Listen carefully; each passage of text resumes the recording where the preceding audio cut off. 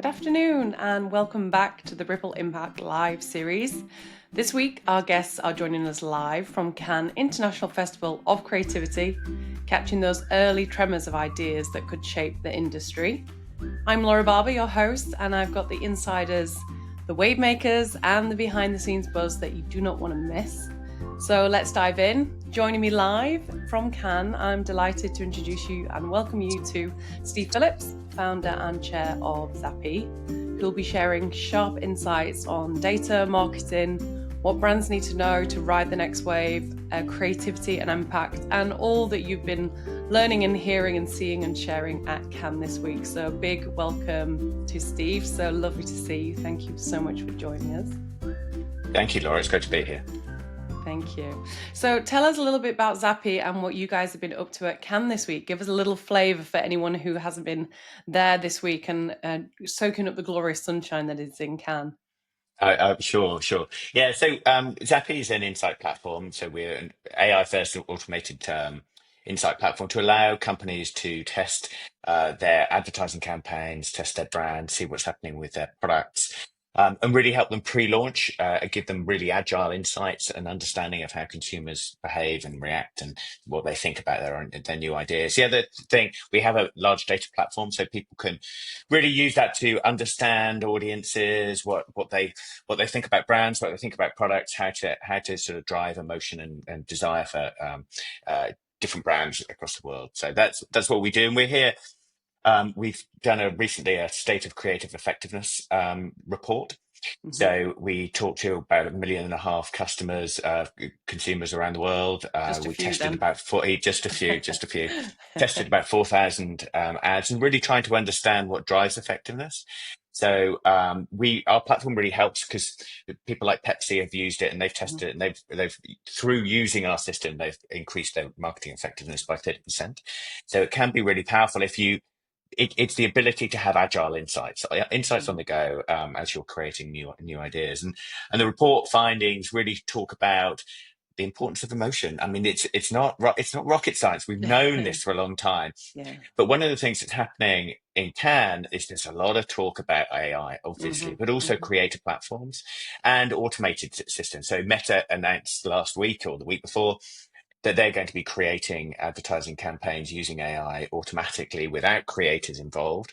And I think one of the things we worry about is that you lose the emotional connection. That there'll be the success metrics they'll use will really be driving click-through rates and viewability statistics. But I think there's more to it than that. There's real depth of emotion within some brands, and if you're not communicating that emotion, if you're not connecting with people, you create bland advertising, is the concern. I agree. For me, it's all about emotion and storytelling and how you feel something really deeply, because there's private label out there, there's lots of alternatives, so why do you go to a brand? And I think that's the power of incredible brands and marketing, to help you feel something and it means something to consumers, and trying to build that from a system. I'm going to be fascinated to see how it lands and how it grows. But fascinating to hear. I was on a panel today with the chief insight officer at Pepsi, and they were talking about the fact that they're becoming a content factory. I mean, they're creating so much content, which is great, but also concerning, nerve-wracking if you're the CMO and creating content and you don't understand what it's doing and you don't know whether it's driving and is it all going in the same direction. And that's really where we're trying to help brands navigate this very interesting and exciting but scary new world. Yeah, absolutely. Yeah, and I think in a world where everyone is so bombarded and overloaded with content, I mean, that's been true for many, many years, but I'm not sure if it's ever more true than it is now. Being able to cut through and really get attention. Brands have always been going after attention, but in this world, it becomes a bit of a luxury for brands if you can get attention beyond 1 or 2 seconds these days. And really capturing that audience and the emotion, and that's hard to build in 2 seconds. So And it was fascinating. interesting. I was listening to a talk the other day, and they were talking about advertising campaigns and the different Mm, types of digital campaigns, and talking about the use of influencers. And hmm. they found that influencers really changed, made much better content that was much more like had a 5 or 6 times the stopping power of a normal content. And Wow. obviously, influencers have an engaged audience who really believe in them. Yeah. And so that obviously works as a tactic, but it also reminds us how powerful communication that is relevant and is Mm, engaging for hmm. consumers can be. And that's what we should be trying to do with the rest of the content that people are Yeah. producing. Yeah, I love that. And I think what's interesting about influencers and creator content, it feels one-on-one, even if Yeah, it's not. Even if they've got yeah, millions of followers, it yeah, feels personal in that they're talking to you. And I think brands can use that in such an incredible way to create more storytelling in that kind of one-to-one feeling, but done so in a way that feels genuine and authentic and aligns to yeah, their values. It's done incredibly well, but also sometimes it feels like a poster for the brand rather than yeah. something that feels really authentic. And I've seen businesses now paying content creators with equity, actually, rather Right, than right. salaries, which is really Yeah, yeah, yeah, interesting. So that yeah, content creators genuinely have skin in the game on this yeah. brand or this business being successful because they're really invested in it, and those businesses are really putting their money where their mouth is with equity in their business, which I think is fascinating as an Yeah. idea. Yeah, one of the things that actually we tested in our report was the use of Mm, celebrities, hmm. and this is in more mainstream advertising. And celebrities do work. I mean, Sure. having a celebrity in your brand does help cut through, but we found that it didn't necessarily help the brand itself. So Mm. the communications could cut through, but the celebrity often it was better for the brand, the celebrity's brand than the Yeah. client's brand. Yeah. And I think that one of the differences with a celebrity ad is you're sort of throwing the celebrity up front and saying, look at me, I've got a Mm. celebrity in my Hmm. team.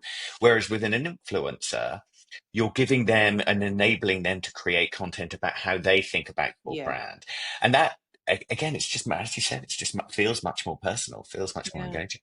Yeah. No, true. True. Super interesting. Wow, fantastic. So what are the glimmers have you heard from Cannes this week? What have you been sharing on panels across your different businesses? Yeah, so obviously we've been talking about the State of Creative Effectiveness report, Yeah. and the power of motion. So that's been the Hmm. primary thing. But I've also been sitting, listening to other people talking about what's going on. There's obviously a lot of talk about AI. Surprise, Yeah. surprise. I mean, we're very focused on AI in terms of not just the effectiveness and efficiency Mm. internally, but also improving the products and services we supply. Yeah. So we're very close to the AI world, but a lot of people here are bit scared of it, not quite Mm. sure what's happening with it, um, concern about it taking jobs. I mean, it's obviously doing tasks, may Sure. take jobs too. So I'd say the two key themes that we've been coming across is AI and that impact on marketing Hmm. and what's going to happen, but then also the power of influencers and the amount of content that, again, is, as you said, becoming overwhelming to some extent. And trying Yeah. to make that genuinely cut through and build brands. Yeah, fantastic. And for anyone that happens to be at home or in their office or working from home today with serious FOMO of not being in Cannes, can you give us a little flavor of Cannes and what it's like and what you've experienced? Like, has there been any kind of goosebump moments or laughter moments or unexpected moments that you may not see in a presentation, but you feel when you're there?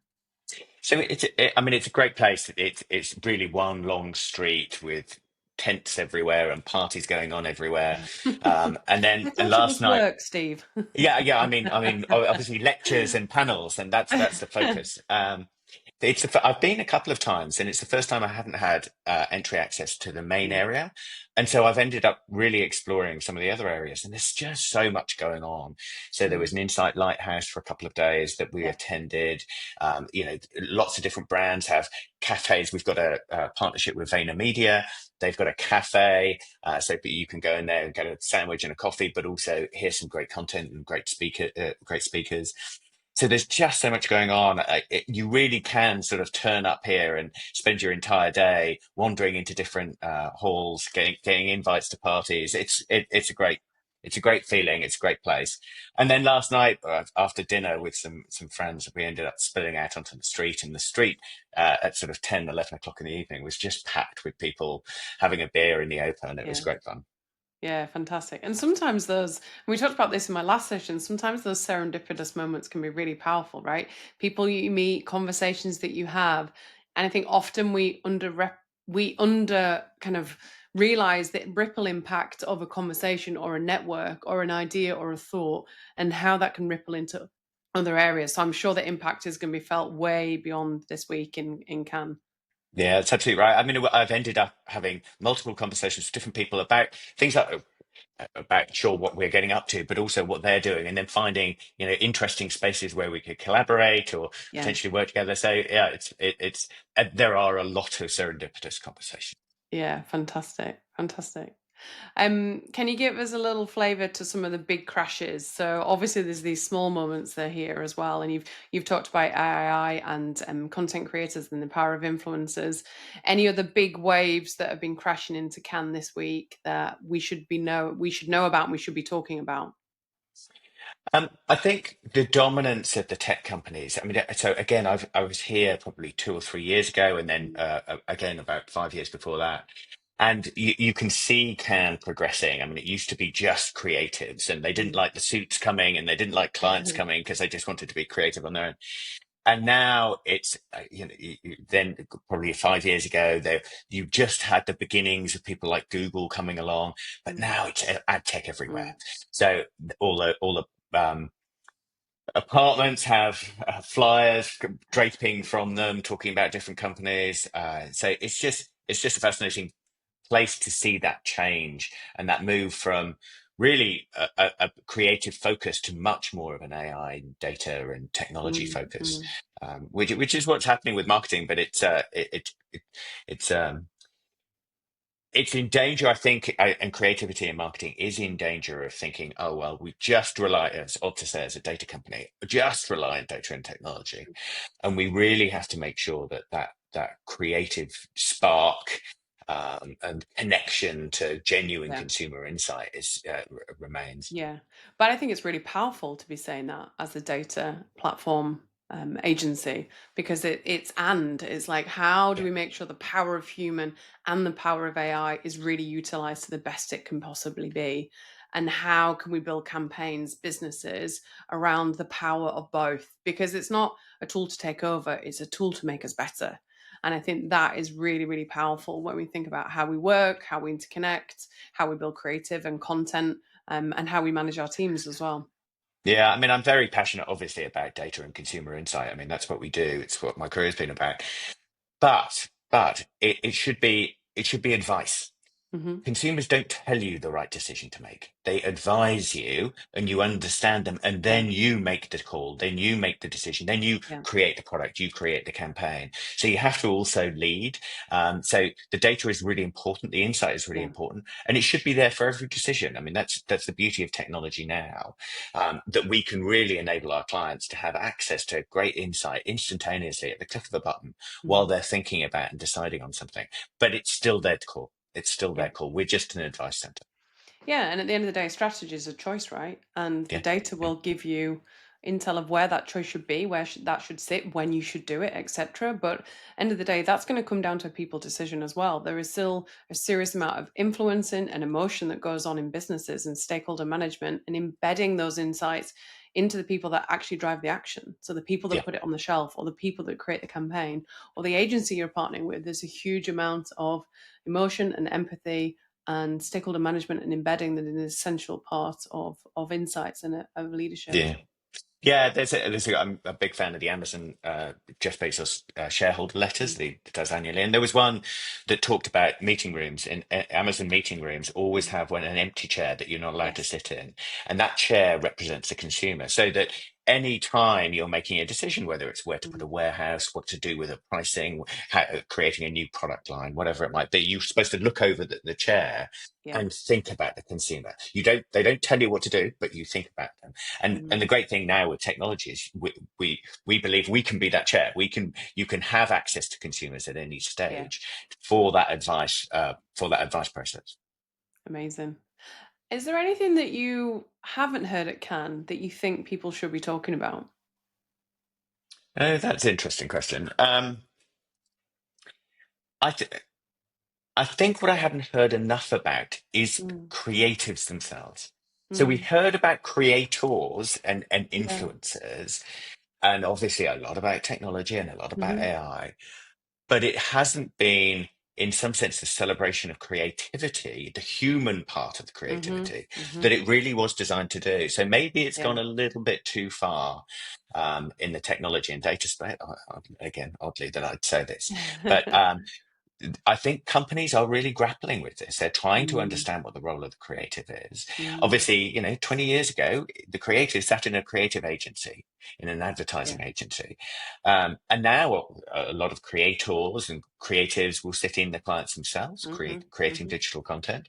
There'll still be ones in agencies. There'll still be ones in different areas of the business. But what what is the fundamental role of that person? And I don't think there's enough debate about how they exist in this new world, how they exist and where they exist. Yeah, I think that's really interesting that the voice of the creative hasn't been heard in a week of creativity. Yeah, That seems kind of mad, doesn't it? yeah, it does, doesn't Yeah, that's really interesting. Wow. I would love some creative people to get in on this conversation it? and let's hear from you because I think that is incredible insight. And how do we make sure that that comes to the fore and that that magic is captured Yeah, and that yeah. people understand the role of it before we It, move all it our budgets into AI? exactly, and it is about, I think, defining the role. Mm, Like where we're a tech company. I'm always thinking about workflow problems and mm, integrating into workflow. But creators and creatives need to think about where their role in the creative, yeah, in that workflow is, and make sure they define a moment where we say, no, we're stopping with the AI now.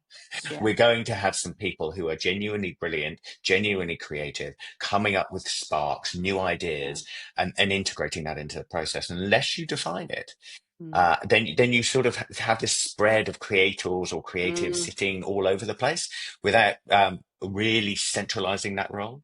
Yeah, interesting. And especially for brands that aren't necessarily very clear on either their brand, their purpose, their tone, their Mm, mission, their vision, their values.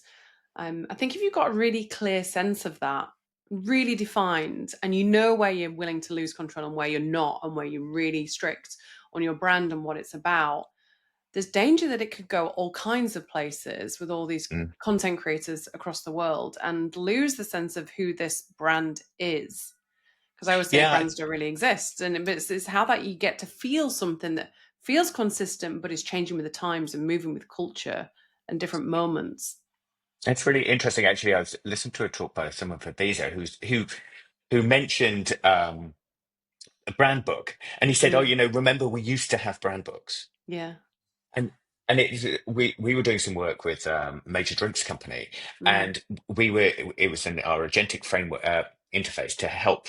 So we have different agents doing different things, and we created a brand agent that would yeah. would would manage the brand tone of voice.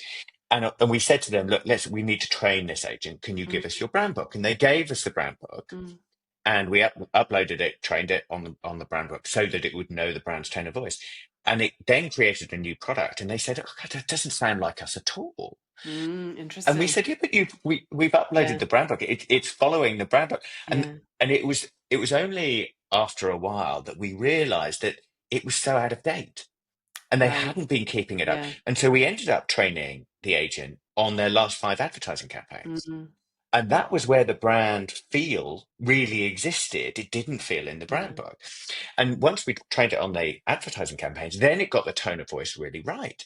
Now, the problem with Mm, that is you think about all the other moments and the other content that is being created that is not. It might look at the brand book, might not look at the brand book, and the mm, centrality of the brand and the singular brand message is potentially being lost. So I think that's a real concern when you're yeah. creating so much content. Yeah, and when you're doing it at scale as well, like I'm working with a founder at the moment who's creating this amazing business and brand, and I've been working with her on the brand strategy that's been created, etc.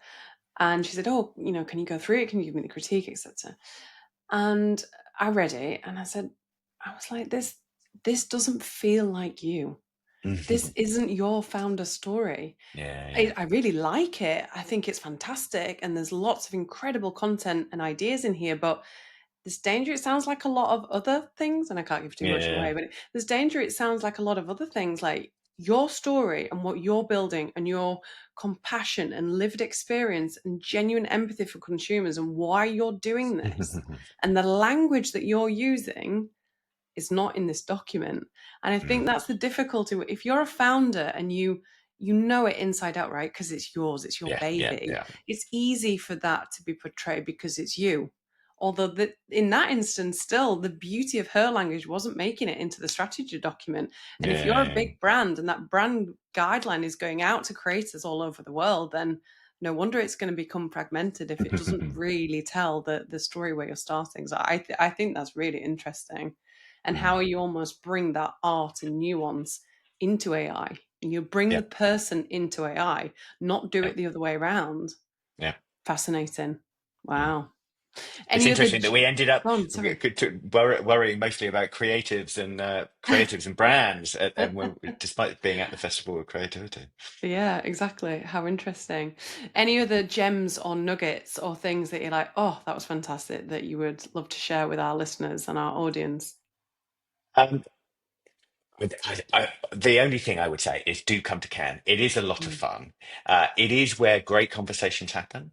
Yeah, Great connections get made. There's a lot of insight. There's a lot of interesting conversations and speeches and panels. It's really worth amazing. Thank you so much. I'm going to be there next year. This is the goal. It's going to I'll see you then. happen. Yeah, you will. You will. Steve, thank you so much for your time today and stepping out of the world to Cannes to come and talk to us live on multiple platforms. Thank you for bringing your energy, your insights, and those Ripple moments from this week. That's a wrap for this Ripple, but there is more Cannes magic coming tomorrow. So tune in at 2:00 UK time tomorrow for more Cannes live news. Tune in then for more live moments, bold voices, and fresh ripples. I'm Laura Barber. This is the Ripple Impact. Thank you so much, Steve from Zappi. Thank you, Laura. It's been incredible to talk to you, and we will see you all very, very soon. Take care, everyone. Thanks, Steve. Bye-bye. Bye.